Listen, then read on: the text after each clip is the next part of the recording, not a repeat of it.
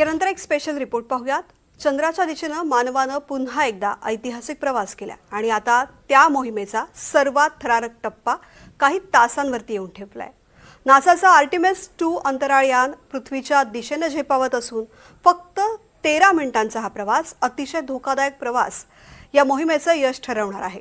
वायुमंडळात प्रवेश केल्यानंतर हजारो अंश तापमान, प्रचंड वेग आणि 6 मिनिटांचा कम्युनिकेशन ब्लॅकआउट या सगळ्या अडचणींवरती मात करत अंतराळवीर सुखरूप पृथ्वीवरती परत येणार का, पाहूयात हा रिपोर्ट।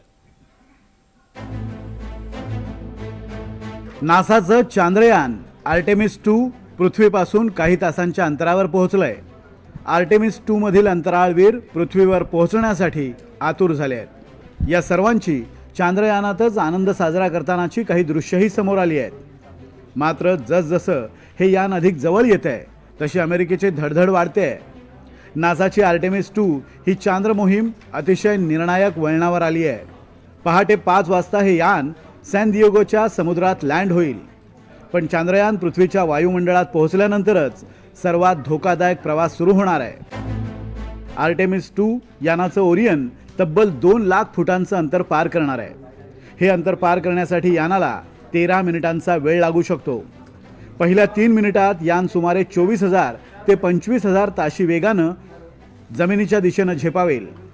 यावेळी हवेच्या दबावानं यानाचं तापमान तब्बल 2670 अंश सेल्सिअसवर पोहोचेल। ओरियनची हीट शील्ड हे तापमान सहन करण्यासाठी सक्षम आहे। हीट शील्डमुळे अंतराळवीर आणि यानातील सामग्री सुरक्षित राहील। ओरियनला लावलेले थ्रस्टर गती कमी करण्यासाठी मदत करतील। ओरियन खाली येत असताना 6 मिनिटांचा कम्युनिकेशन ब्लॅकआउट असेल। यावेळी यानातले अंतराळवीर नासामधील कंट्रोल रूम सोबत संपर्क करू शकत नाहीत। 9 मिनिटांनंतर यानाचा वेग ध्वनीच्या वेगापेक्षा कमी होईल। 10व्या मिनिटाला यानाचे ड्रोग पॅराशूट उघडले जातील। त्यानंतर पायलट पॅराशूट आणि नंतर मुख्य पॅराशूट्स उघडले जातील। शेवटचं 5000 फूट अंतर शिल्लक असताना कॅप्सूल 27 किलोमीटर प्रति तासाच्या वेगानं खाली येईल।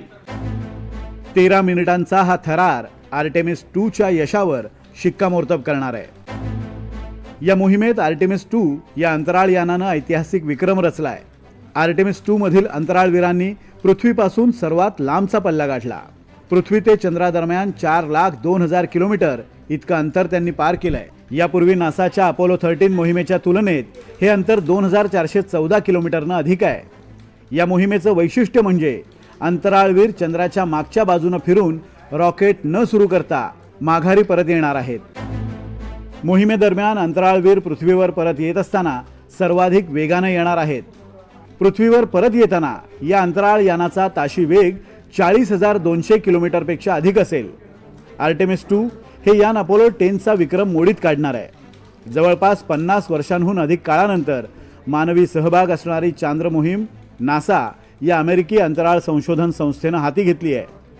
ही मोहीम मानवी अंतराळ प्रवासाच्या इतिहासातील सर्वात लांबची आणि महत्त्वाची मोहीम मानली जाते, जी पुन्हा एकदा मानवाला चंद्राच्या कक्षेत घेऊन जाते। चंद्रावर पोहोचून चीनला मागे टाकत अंतराळ क्षेत्रातील आपलं आधिपत्य स्थापित करत ते टिकवून ठेवण्यासाठी नासा प्रयत्नशील आहे।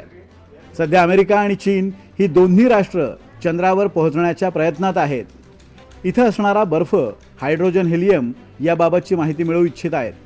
जागतिक तज्ज्ञांच्या मते जो देश पहिल्यांदा त्यांची चंद्र मोहीम यशस्वी ठरवेल त्याची नियम निर्धारित करण्यात महत्त्वाची भूमिका असेल। नासानं 2028 मध्ये आर्टेमिस 4 ही मोहीम केंद्रस्थानी ठेवत त्या दृष्टिकोनातून काम सुरू केलं आहे। ज्या मोहिमेत पहिल्यांदाच अंतराळवीर चंद्राच्या दक्षिण ध्रुवावर पाऊल ठेवतील। तर 2030 मध्ये चीन त्यांच्या अंतराळवीरांना चंद्रावर उतरवण्यासाठीची तयारी करतोय। शनिवारी सकाळी 5:30 वाजता नासाचं आर्टेमिस 2 हे यान पृथ्वीवर पोहोचेल। त्यामुळे यानातील अंतराळवीरांचा परतीचा प्रवास सुखरूप होईल का याकडे जगाचं लक्ष लागलंय। Bureau report, NDTV Marathi.